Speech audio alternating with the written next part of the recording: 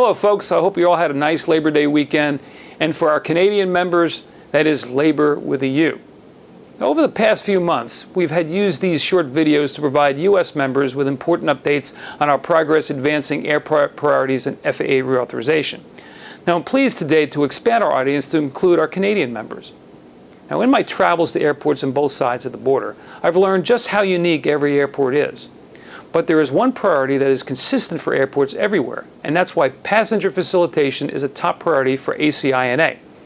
Now, as you know, ACI-NA continues to advocate for improved approaches to passenger facilitation. ACI-NA supports the expansion of automated passport control and automated border clearance kiosks for U.S. and Canadian airports. We are also continually sharing the great success of our mobile passport control app that is helping passengers, including eligible Canadian travelers, to enter the United States faster. With MPC now operational in Atlanta, Miami, Seattle, Chicago, and San Francisco, we look forward to bringing more airports online in the coming months. We see a clear role for technology in ensuring efficient passenger screening, both in security lines and customs lines. That's why we continue to actively advocate that both U.S. and Canadian government agencies have the resources they need to serve the passengers. There is so much U.S. and Canadian airports can learn from each other, and that's what ACI-NA's goal is. The exchange of best practices and a collaboration is what makes Canadian and U.S. airports stronger. Now, as U.S. members know, there's been considerable conversation on Capitol Hill about privatization of the air traffic control system in the United States. Now, later this fall, I plan to undertake a fact-finding mission in Canada to learn more about the Canadian experience with air traffic control privatization and the airport perspective. I look forward to reporting the results of my trip and how we can take the lessons learned in Canada to ensure airports are protected as the U.S. policy debate unfolds.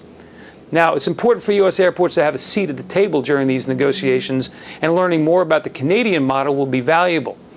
Now, north of the border, our Canadian members are preparing for an election on October 19th. Daniel and his team at the CAC are already preparing informative materials to help airports educate the candidates and new members of Parliament about the significant contributions Canadian airports make to the global economy and the challenges Canadian airports face, like security screening reform and many other issues.